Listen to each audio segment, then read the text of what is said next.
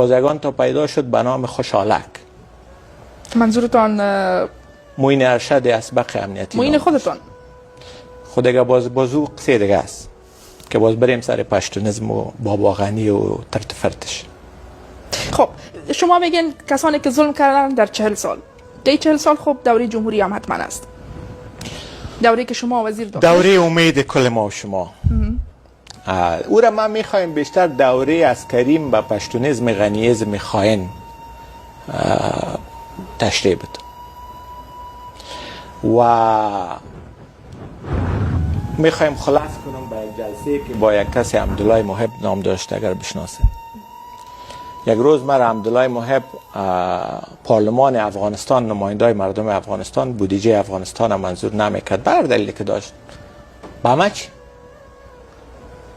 نه ما خب وزیر داخله در وزارت داخله بودم دیگه، خب هر چی که بود سیز پارلمان خانه ما میامد قصهش میکرد، دفترم میامد، قطار بود روز چهارشنبه، عریضه بود یکی با چه عریضه داد مفت بود و چه خیش دیگه بود، خب در او پایان ها بود دیگه. او باز انصاف هم وکیل است که باز قصه کنه براتون که از کدام عریضه چه قمه گرفت، بعد انتخابات چی میکرد و باز کی توضیح میکرد و کی میرفت در تشناب پارلمان چند رو توضیح میشد و بعد نمایندای زنایی که پیسه جمع میکردن کی بودن، نمایندای مردایی که پیسه جمع کردن کی بودن و باز یکیش نامش غنی رو غنی بود و یکیش مچم چی بود و قصه است که باز از خودشان پرسان کنین. خب شما میگین خوب است که شما جزئیات بیشتر بدین. آهسته آهسته من در جای برم که شروع کرده بودم. خب ما برمیگردیم به بحث آقای محب، آقای غنی، دوره وزارت. باشین پور خلاص کنیم.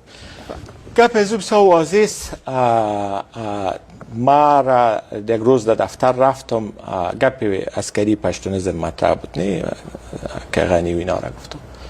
یکی خود از بود، یکی ما در دفتر از یا رفتم درباره از ما تقاضا کردن که تو 22 نفر یا 28 نفر از تاجیکایی که نماینده هایشان بودجه ما را منظور نمیکنه برطرف کن. در کدام پوزیشن؟